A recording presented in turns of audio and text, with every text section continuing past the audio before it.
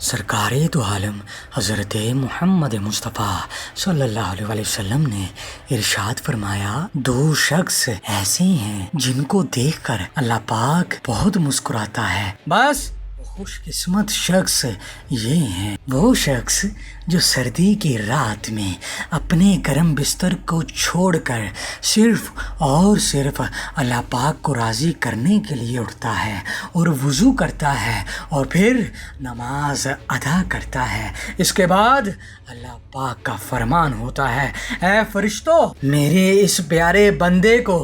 اس تکلیف برداشت کرنے پر کس نے ابھارا؟ بس یہ سن کر فرشتے بارگاہ پروردگار میں عرض کرتے ہیں، اے پروردگار عالم مولا، یہ شخص تیری رحمت اور تیرے کرم کا امیدوار ہے، اسے تیرا خوف ہے، اے اللہ یہ تیرے عذاب سے ڈرتا ہے۔ بس یہ سن کر پروردگار عالم مولا